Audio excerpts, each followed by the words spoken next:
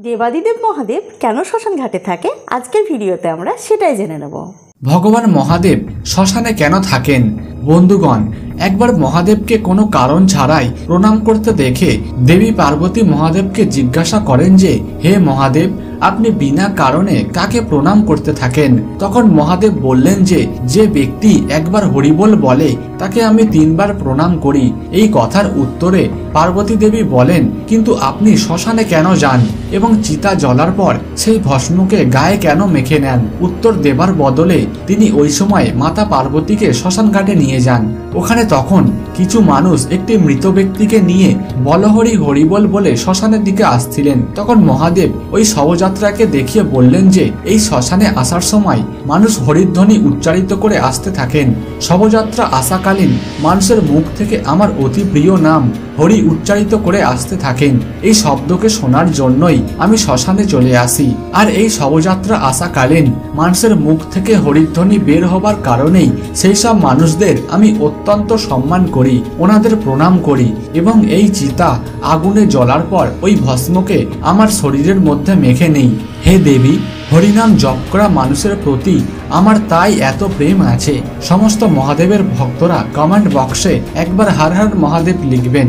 বন্ধুগণ, আরেকটি লোক প্রচালিত কথার অনুসারে একবার দেবী উমা ভগবান শিবকে জিজ্ঞাসা করেন যে, হে ভগবান, স্বর্গলোকে দেবতাগণ সুখে শান্তিতে সুখ সমৃদ্ধির সাথে বসবাস করেন, তাহলে আপনি সেই সমস্ত সুখ সুবিধাকে ত্যাগ করে এই নির্জন শ্মশান ভূমিতে কিভাবে থাকেন?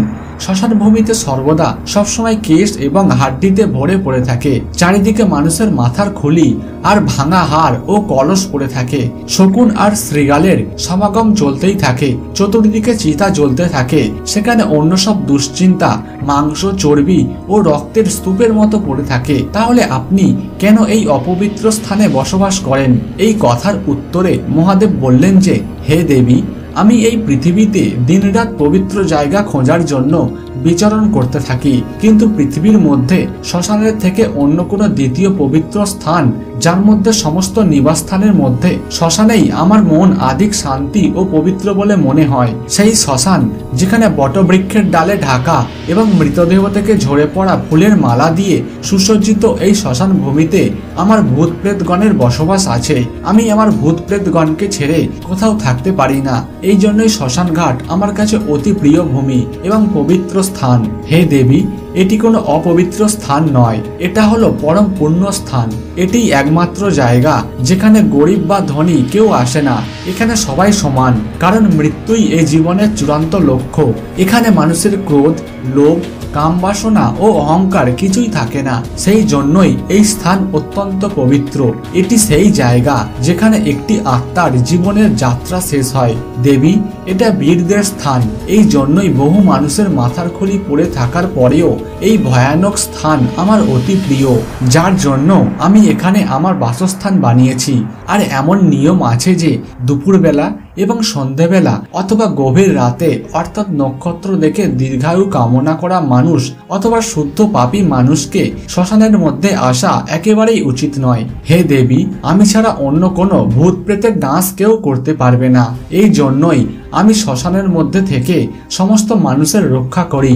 আমার আজ্ঞা পালন করেই ভূত প্রেত সমুদায় এই জগতের কারোর হত্যা করতে পারবে না। সমস্ত জগতের মঙ্গল কামনায় ভূত প্রেতগণকে আমি এই শ্মশান ভূমিতেই আটকে রাখি। দেবী, আমি এই শ্মশানে থাকার সম্পূর্ণ রহস্য আপনাকে বলে দিয়েছি। এবার যদি আরো কিছু প্রশ্ন আপনার মনের ভেতরে থাকে তাহলে আমাকে নিঃসংকোচে বলতে পারেন। এরপর দেবী জিজ্ঞাসা করেন, হে প্রভু, আপনার এই রূপ বিকৃত ও ভয়ঙ্কর প্রতীত দেখায়। আপনার চোখ জরাজীর্ণ দেখাচ্ছে আর আপনার মাথা চুলে ভরাক্রান্ত।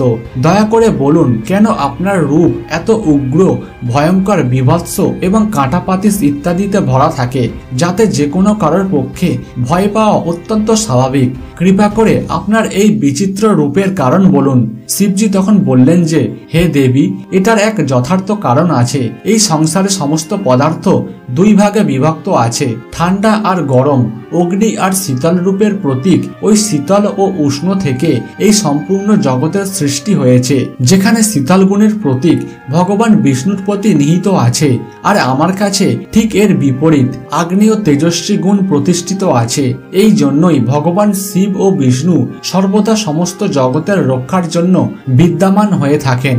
হে দেবী, এই যে আমার লাল জীর্ণ চক্ষু এবং ভয়ঙ্কর রৌদ্র রূপ দেখতে পাচ্ছেন, এটাই সমস্ত জগতের কল্যাণের জন্য সর্বদা তৎপর হয়ে থাকে।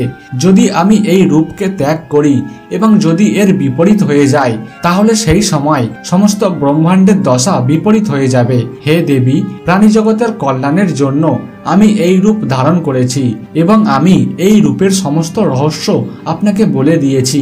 এইভাবেই এই কথা অনুসারে মহাদেব এই ভয়ঙ্কর রূপ ও সমস্ত রহস্য থেকে আমাদের পরিচয় করিয়ে দিয়েছেন যে ভগবান বিষ্ণু এবং মহাদেব দুজনেই একই পরম তত্ত্ব থেকে নির্মিত হয়েছেন।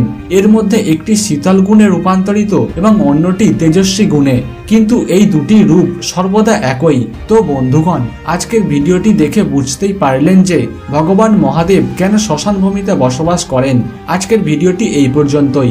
ভিডিওটি ভালো লাগলে একটি লাইক ও শেয়ার করতে ভুলবেন না এবং আমাদের চ্যানেলে নতুন হয়ে থাকলে চ্যানেলটিকে সাবস্ক্রাইব করে পাশে থাকবেন সমস্ত রকম দেবদেবীদের নানান অজানা তথ্য জানার জন্য। ধন্যবাদ, সবাই ভালো থাকবেন।